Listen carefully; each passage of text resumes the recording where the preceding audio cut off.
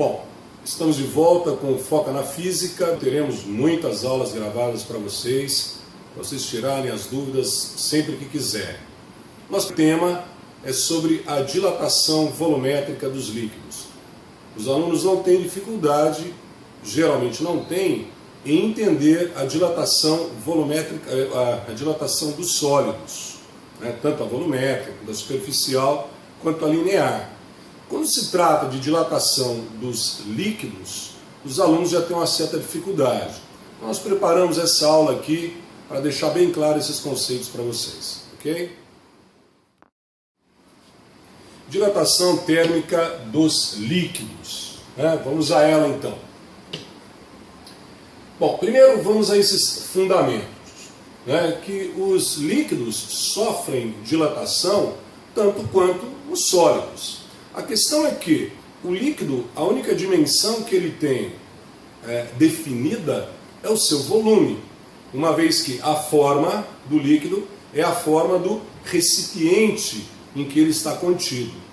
Então, já que o volume é a única dimensão definida para o líquido, nós apenas vamos tratar da dilatação volumétrica dos líquidos. Não tem sentido em estar falando de dilatação superficial linear para líquido.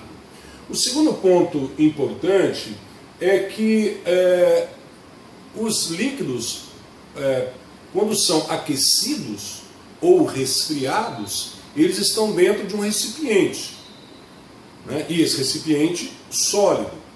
Então, ao aquecer ou resfriar um líquido, nós estamos também aquecendo ou resfriando um recipiente sólido, que também vai sofrer dilatação ou contração.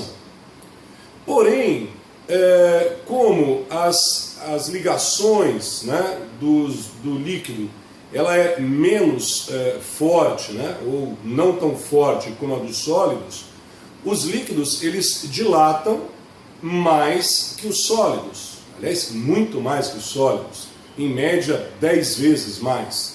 Tanto dilatam mais, quanto contraem mais. Então isso tudo tem que ser levado em consideração no estudo da dilatação dos líquidos. Bom, vamos supor que a gente deseja medir o coeficiente de dilatação volumétrica de um líquido. Para isso, nós vamos preencher um recipiente, né, com líquido até a sua borda, totalmente cheio. Portanto, o volume inicial do líquido será igual ao volume inicial do recipiente. Temperatura inicial do líquido igual à temperatura inicial do recipiente. Bom, ao aquecer, tanto o recipiente quanto o líquido vão dilatar. Porém, como o líquido dilata muito mais que o recipiente, uma parte do líquido vai transbordar. Essa, inclusive, é a parte visível da dilatação. Vocês se lembram que toda dilatação ela é muito pequena. Os coeficientes de dilatação dos sólidos é da ordem de 10 a menos 5 ou 10 a menos 6.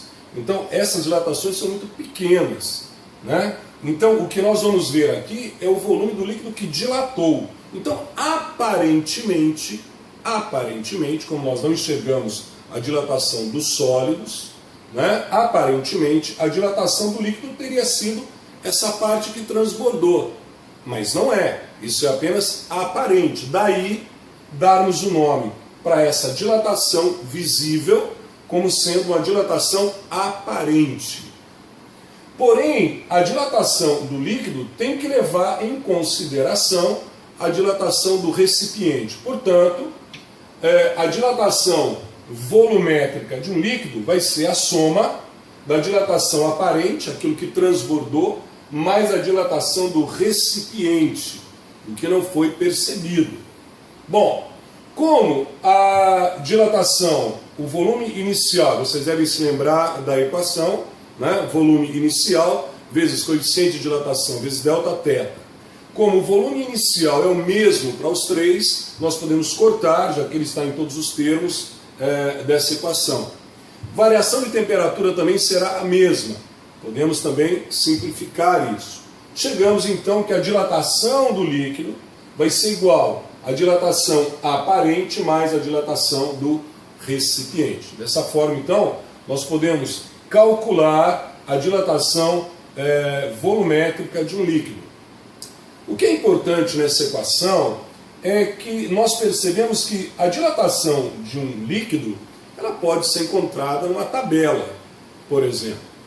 A dilatação do recipiente, se nós conhecemos o material de que é feito esse recipiente, também, de igual forma, pode ser encontrado em uma tabela.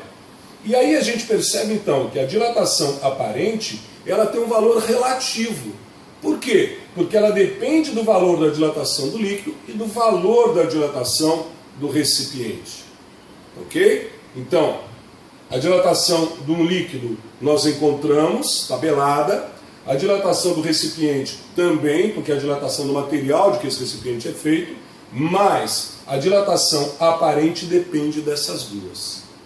Se a dilatação do recipiente, por exemplo, por algum motivo, tiver algum material que seja igual à dilatação do líquido, a dilatação aparente ela não existe. Portanto, o coeficiente de dilatação será igual a zero.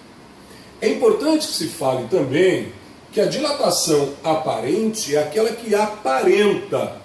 Então não precisa o recipiente estar totalmente cheio e ter algum líquido que transborde para que a gente tenha um volume aparente. Não.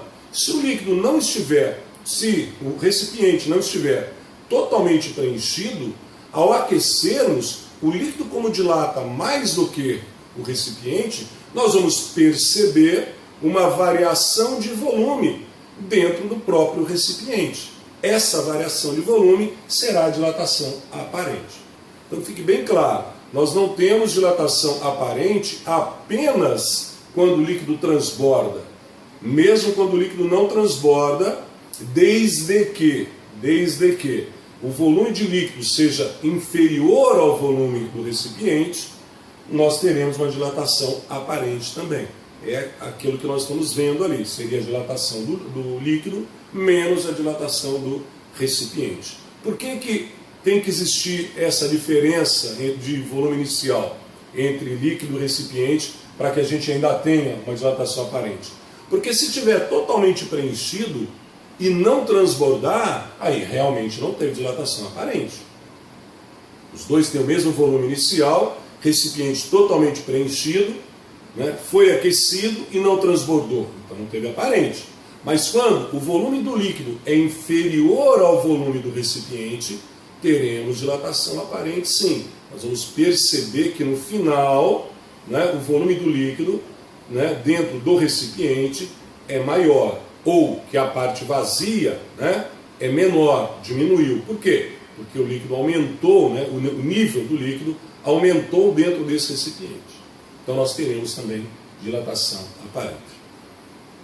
Esse então é um resumo, né, da dilatação volumétrica dos líquidos. Normalmente o que o aluno tem dificuldade é nisso, em entender a dilatação aparente, de onde é isso, de onde é esse coeficiente de dilatação aparente, a dilatação do líquido como sendo a soma da dilatação aparente mais a do recipiente.